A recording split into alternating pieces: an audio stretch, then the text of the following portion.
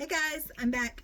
So, pardon me, I'm just getting over laryngitis. Apparently I talk too much. So, side note, if you talk too much like me, you could give yourself laryngitis. I don't know. So, what the doctor said anyway. So, I'm back with our daily devotional, Daily Wisdom for Women. It is the 2024 version, and I know it is 2025, so I'm aware. So this time I just kind of want to talk about the next page. So we're on page 2, so we're kind of going in order, so that nobody gets off track, even though technically it says January 2nd, and today is not January 2nd. We're not going to talk about it. This is going to be between me and you. It's our secret, okay? So, all right. I have had someone ask me, how do I do my Bible studies, right? So I have really been like trying to truly get through the Bible, but know what I'm reading, sort of. And I know that that is really hard when it comes to the Bible, because there's a lot of chapters that are like, what? Like, what was I supposed to get from that, God? I have no idea. Like, I always used to just skip the he begot, he begot, he begot, he begot, he begot, he begot, he begot, and so on. I used to always just skip those. And I'm sorry, there's no makeup. We are in chilled pajamas. And I done told you guys, this is a pajama channel. So if you are a lady who comes home from work and you get comfortable, you're my people. You are where you belong. There's no makeup here. There is nothing but my Charlie Brown pajama pants and my black t-shirt, okay? So I love that we can just hang out as women, as ladies, as tired people, and just get right with Jesus. Because after a long day, getting right with Jesus is all we can do, okay? That's what's going to get us through it, okay? Now, I don't have my cool little ring light in here that makes me all bright and all the good things. So we're working with what we have right now. It is a rainy, dreary day outside, and it's all right. It's all right. The kids are at youth group tonight. I was going to go to church, but with it being rainy and dreary, and they get out of youth group before I would get out of our other church that I would go to, then, timing didn't work out. So I said, you know what I'll do? I'll come talk Jesus with my homies here. So, all right, guys. Again, pardon my voice. But, so, page 2, if you went and picked up the Bible, ordered it on Amazon, cool, follow along. If not, I'm going to read it to you anyway. So, you can save your money if you want to. So the way I love to do is I like to read it and then find it in the Bible and put it together. The way I do my typical Bible studies, oh my God, I started with that, didn't I? So the way I do my typical Bible studies is I would normally go on on YouTube, and I would search, like, for instance, I'm in Isaiah right now. I would search recap Isaiah. And then this cool, like, character drawing guy comes up. I cannot remember his name, but I know that as soon as I see it, I'll comment it.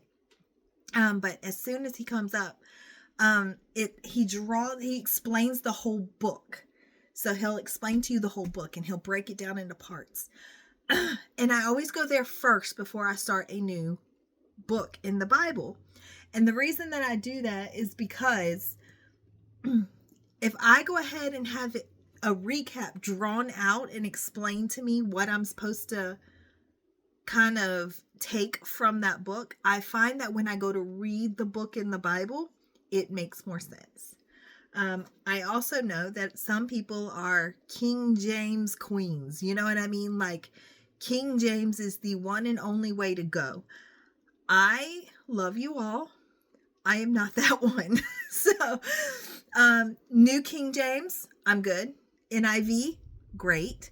Any of the newer versions, as long as you understand if there is a difference, cool. But there shouldn't really be big differences. You know what I mean? Like, it's just the wording in the King James. The way it was explained to me was the wording in King James was the way that they knew those words to be back then. So if you think about it, like, okay, so kids these days say things like cap instead of lie, right? It would be the same.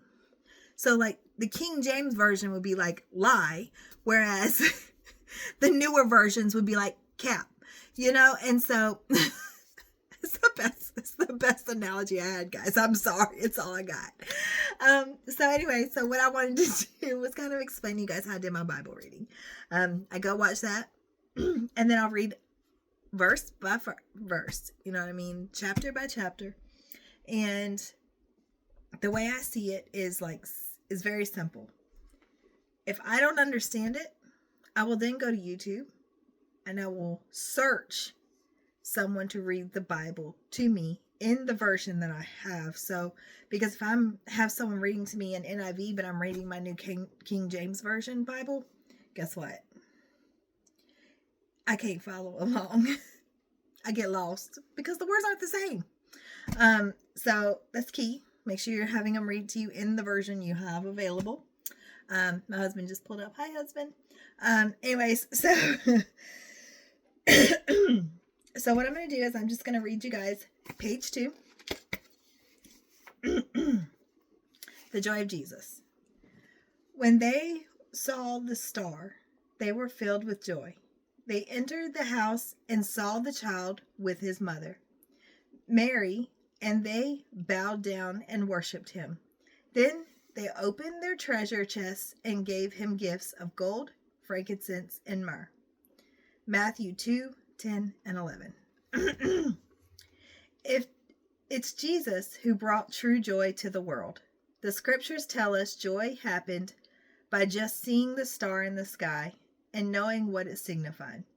The world was ready for his grand entrance, as many had been hoping and waiting for the Messiah to come. And when the wise men saw baby Jesus, they bowed and blessed. They worshipped him, just as Jesus brought joy into the world at his birth. The joy is still there today. As a believer, you can access it through faith, and you can let it be what strengthens you, settling your spirit as you trust the Lord in your circumstances. Be courageous. Let joy be what keeps your heart tender and your mind focused on God's goodness.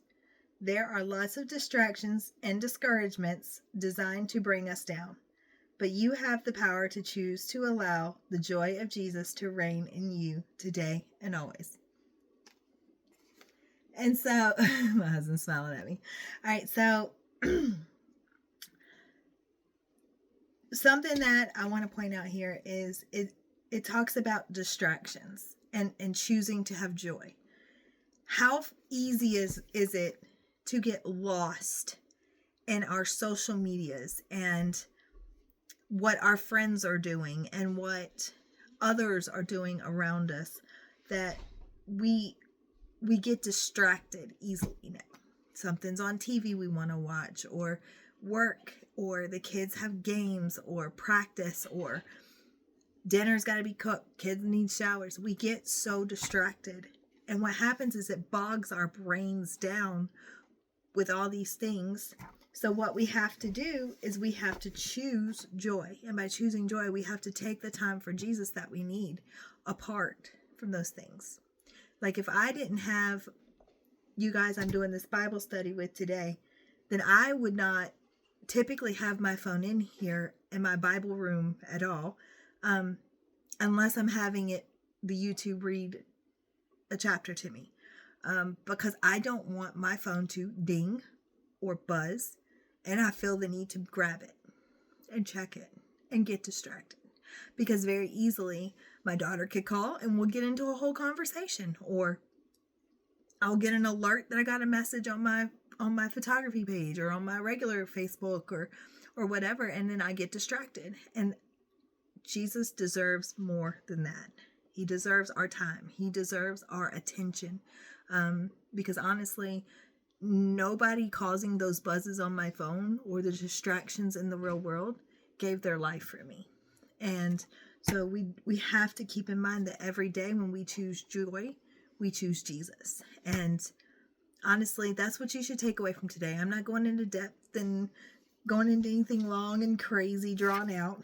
But what I am going to say is it's time to choose joy in Jesus and not let the distractions in this world take that from us. Because what happens is once we get distracted, we're no longer focused on the joy. We're no longer focused on the gift. We're no longer focused on the things that matter the most. Because at the end of this world, we're going to all wind up somewhere. No matter what you believe, we're all going to wind up somewhere. And so you want Jesus to have time for you on that day? Well, he wants you to have time for him on this day. So choose today. Start choosing Jesus. Don't get distracted.